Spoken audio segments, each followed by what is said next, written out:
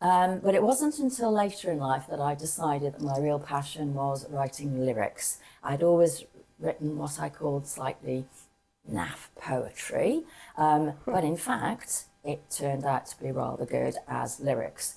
The first song I ever wrote was with Matt Finch called Dare I, which is one of the main songs in MissRed, and that was probably about 10 years ago now, but it was the start of writing musicals. I'm now on to my second musical based on 2 radio dramas that came out many years ago, but they should always be in a musical, and that's what they're turning into. You are like a runaway lorry. But before we get on to the second musical, let's talk about the first. How did MissRed come about? And indeed, am I right in thinking it wasn't even called MissRed when it originated? Yes, no. It started with a little project I was working on, which was trying to do a British version of something like Anne of Green Gables. You had lots of freckles and red hair. And I thought, oh, I'll do a kind of a British version called Freckles. And then I realised, why am I trying to copy something?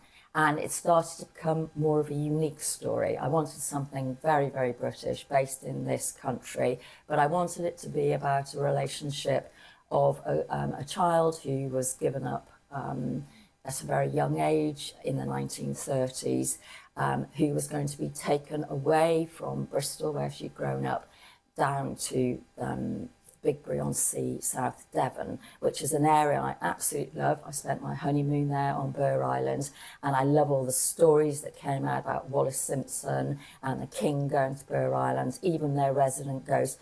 So this whole kind of story started coming into my head from things that I was interested in. And it was called Freckles, and it did incredibly well up at the Edinburgh Fringe I think it was about 9 years ago. That was our first youth cast that went up there.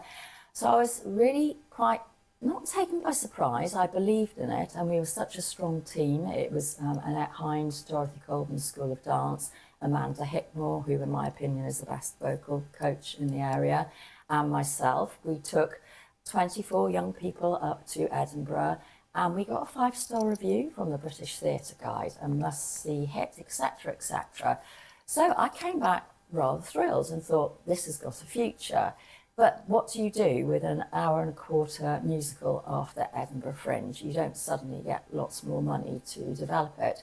Anyway, I didn't give up on it, and as time went on, it nearly went on at various places, and then I nearly had a massive opportunity to put it on at the Forum. Which is where you and I met for the first time. Bad luck, hey? Yeah. What struck at that moment? Exactly. That was the time of COVID, and we started knowing that it was a difficult time. And in some ways, because it was such a difficult time, people were being very generous. I mean, the Forum were being very generous, letting us go there, and we were able to have a huge venue, but it was all safe because we had restricted audience, or we'd hope it's restricted. We had restricted rehearsals, but it was such a big place, we could manage it all. But our cast kept getting ill. Our lead girl had COVID twice, and we couldn't have the adults and the children together. So after a while, it became quite clear it wasn't going to be ready, and we couldn't do it, and a lot of money was going into it. I kept on trying right up until the last week. In fact, the vocal coach and I kept on coming up with plans. We could do this, we could do that, but we had to cancel it, and it was heartbreaking. Not just because I lost a lot of money, that was the easy thing to lose. It was the disappointment for the children.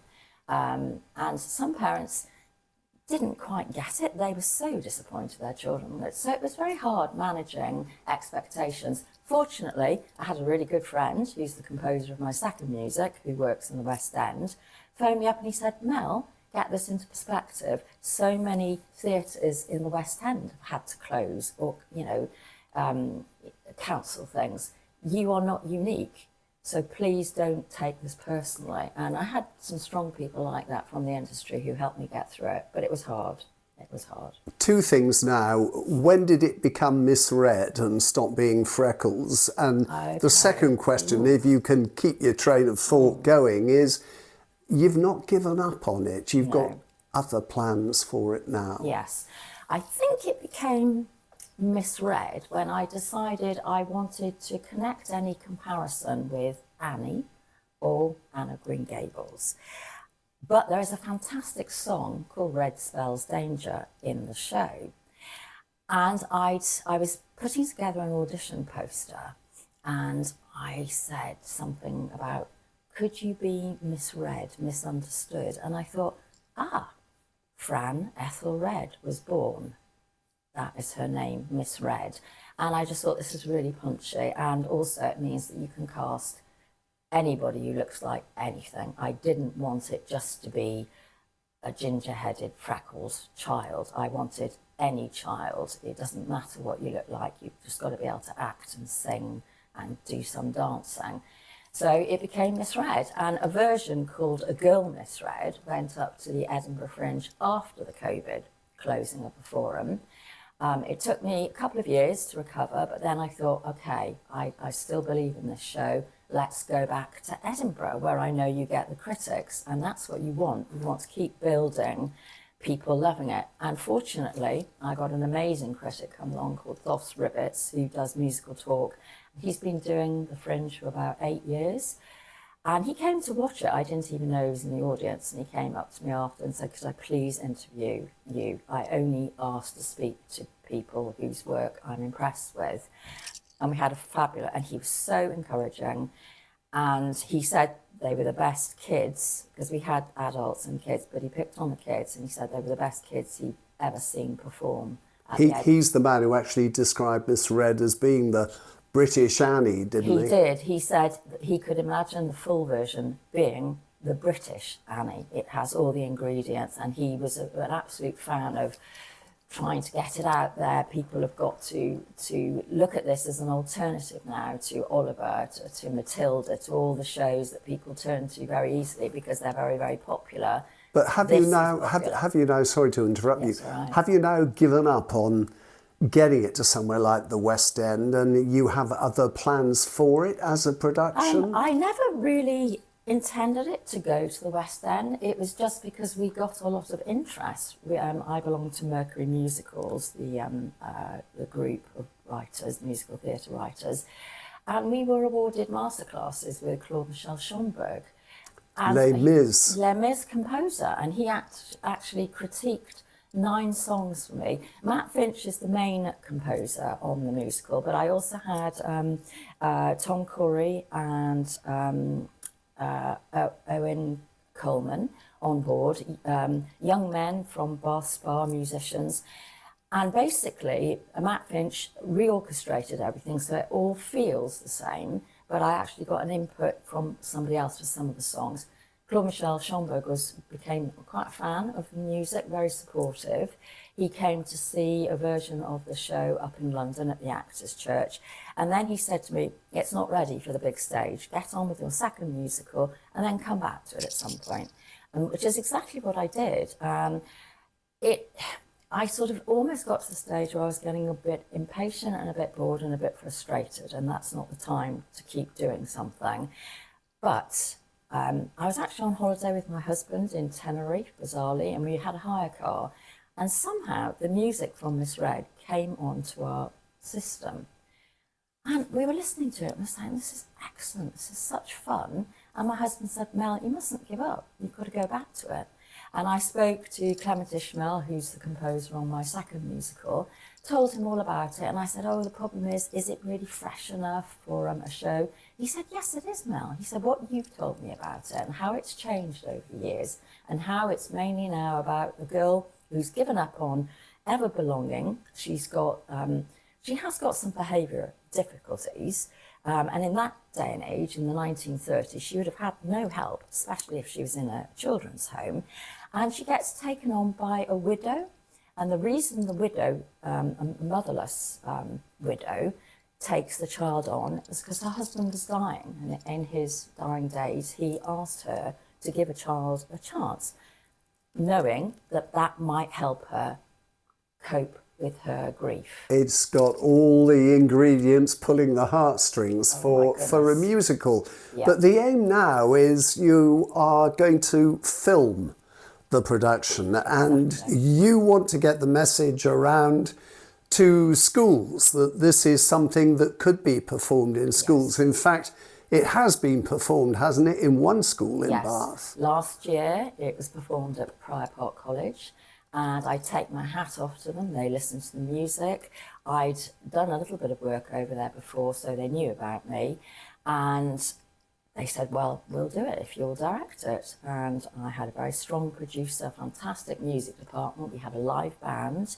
A lot of the children they weren't what I'd call triple threats. They didn't do a lot of dance, a lot of singing and acting, but they were so enthusiastic. And I tell you, I was so proud of it. It wasn't the same kind of calibre as the top youth Edinburgh production, but it was a proper school production. And we had lots of lads, young lads, singing their hearts out, really enjoying it. And it worked. And it's wholesome and it's fun, but it also, it's quite sad as well, quite moving. So what is happening now? What is happening now is I decided I wanted to give it one more go as a youth production, and it's mainly because I work with a lot of youth, and I have been doing that for 15 years because I run Bath Acting and Theatre Studio, and I have some incredible talent. And a lot of them I've been working with them since they were 10 or 11, and I suddenly realised, actually they're 16, going on 17 now. They are old enough to play the adults, and the younger ones coming up are young enough to play the kids in the story. And that is what we've got, nearly a cast of 40 top performers. And honestly, you will see such talent. And what I wanted was to get it on at the Roper Theatre, because that's an ideal theatre for having a lot of children, making sure they've got good changing rooms and a good working theatre, and to film it. So Spiralux will be there doing the lighting. We've got 21 microphones. We're not sparing any expenditure on this production to get that ultimate film. So the film can be delivered to heads of departments, heads of drama, to sit and watch. A Sunday afternoon, watch this. Because I know it's a big ask to read a script and listen to a lot of songs, but if you actually see what can be done with it, and then you can decide, could we do a version of this? So this is on at the Roper. It will be open to the general public to buy a ticket and come along and watch it. Yes. When is this all happening? Okay, it's during the half-term holiday.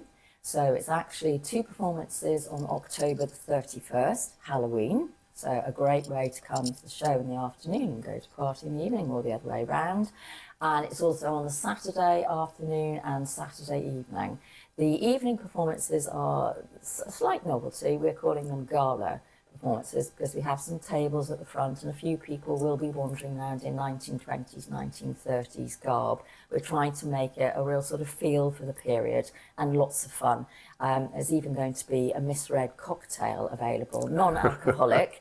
And on the Saturday evening, there's going to be a Live Wires alcoholic cocktail strictly for the adults. Okie dokie. And where can people get their tickets? They can go to the box office. I think if you put in MissRed musical, it will come up immediately. If you go to our website, which is www.missredthemusical.co.uk, you can see immediately a link to the box office. It's all on there. Well, now look, I wish you the best of luck with that. After all these years, all the stress, all the effort, all the talent, all the children that have taken part in this, I'm full of admiration for the fact that you haven't given up on this one.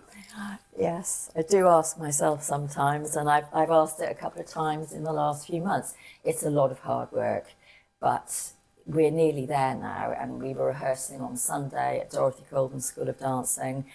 And there's a lot of incredible talent, a beautiful story, amazing dancing, and costumes galore, because I've collected over the last 10 years, this is another thing that I love, is fashion.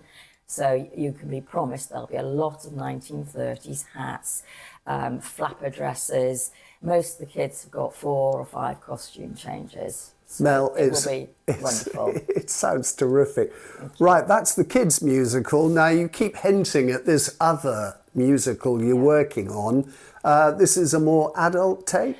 Well, it's adults taking part in it. It is a family show, but it's based on 2 radio dramas that are very critically acclaimed, Pick of the Week in the Independent and the Telegraph, when I wrote them many, many years ago, that were optioned for BBC for animation.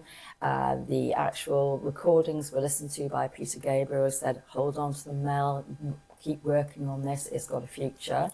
I didn't realise at the time, but it was meant to be a musical.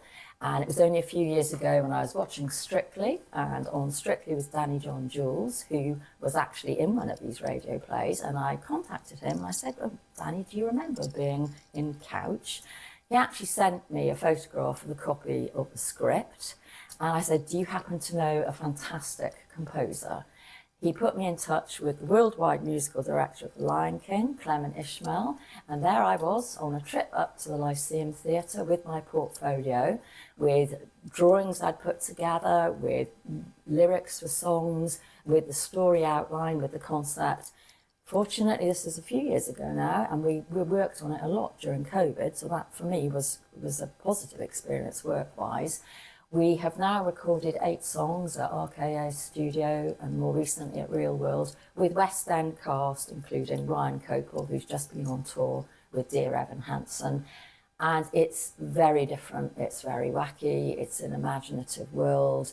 It's what I would call very, even though it was written quite a while ago, it is an evolving concept. It's very, very fresh, it's very of now, and I am totally convinced you're going to be hearing about Couch. Well, I was going to say, okay, it's called Couch. Yes. Where is it in terms of production? We had 2 workshops up in London at the Bush Theatre last year.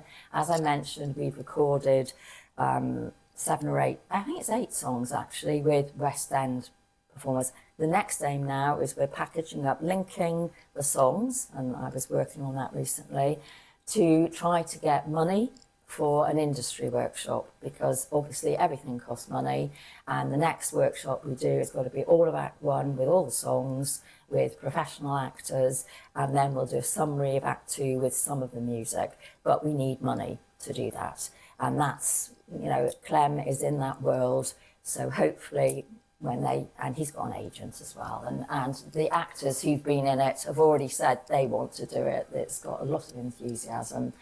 So, yeah, I'm confident we're going to get handed a lot of money, and then we'll be doing an industry workshop, and then a producer will say, yeah, this is the next big successful show. I can see you'll be knocking on the doors of people like Cameron McIntosh and Andrew Lloyd Webber. Well, I don't know if we'll have to knock on their doors, actually, but we'll see. Oh, yeah. I wish you the best of luck with that one. Yeah, thank you. Mel, you've never given up. I'm quite amazed at your enthusiasm for your projects. Yeah, they're my 2 creations. So, I mean, this is I've said this before though, but this is my last time of directing MissRed, and I've handed it over to Tristan Carter, who's the head of Curtain Up Theatre School, and he's come in with boundless energy, which is fantastic. It is to get that film, and nobody can take that film away. Unfortunately, when you go and perform in theatre, often you don't have a record of it. But I will have got the product I want, so nearly job done. Mel, a pleasure talking to you. Thank you. Thank you very much.